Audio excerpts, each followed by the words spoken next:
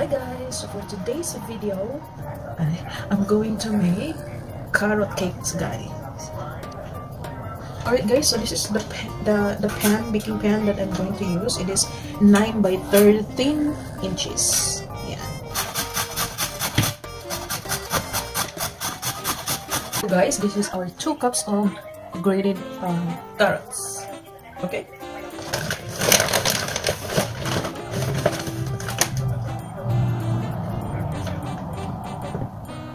Teaspoon of cinnamon,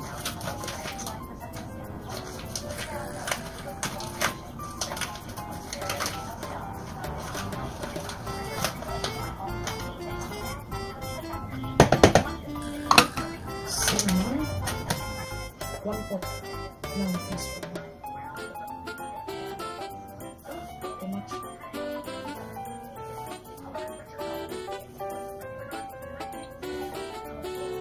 Too much.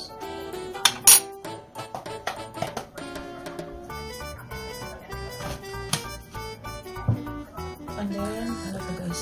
Ano to guys?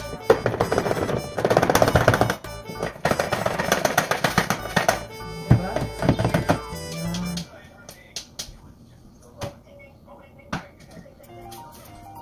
And then, gano'n natin to guys. Mix.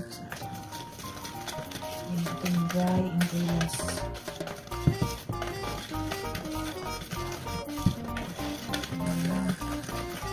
So, ready na ang ating dry ingredients, guys.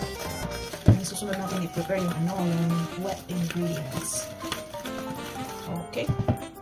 And guys, for wet ingredient, guys, gamit tayo ng bowl.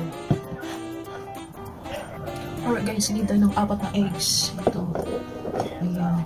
At mayroon din tayong 1 handful of dried raisins, guys. Raisins, and then soak ko siya ng warm water. Ilagay din natin siya sa cake, sa water. So guys, gamit tayo ng brown sugar 1 cup at white sugar 1/2. Hindi natin lahat i-white sugar. So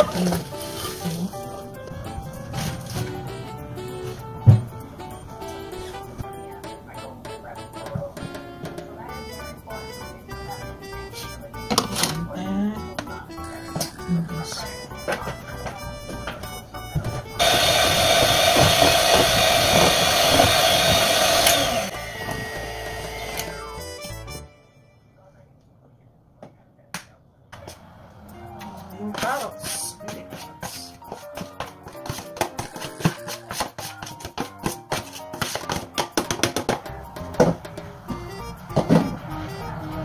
Saka yung guys, yung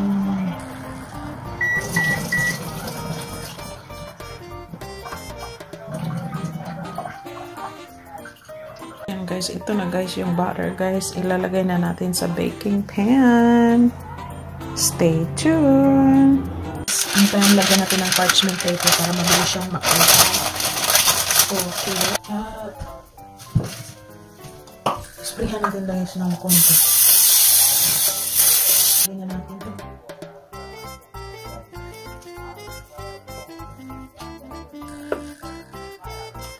So here it goes guys. Ready to put in the oven. Here comes clean.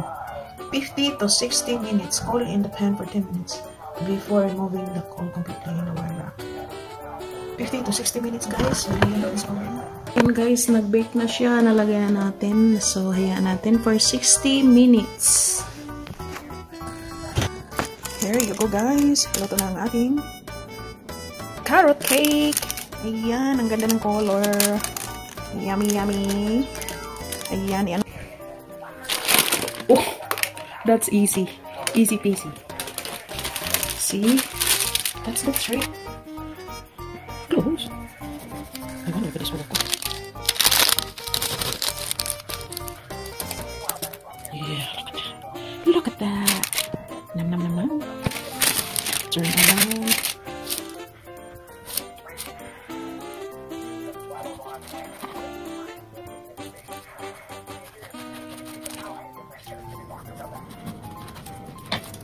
Yum. Raisins. So guys, luto na yung cake natin guys. Try natin na yan. Try natin to. Look at that square. Try this guys. Oh my god. So soft. Goodness.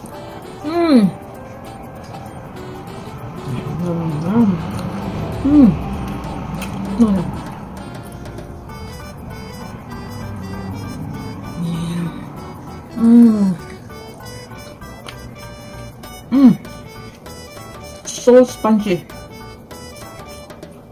So good. Amazing.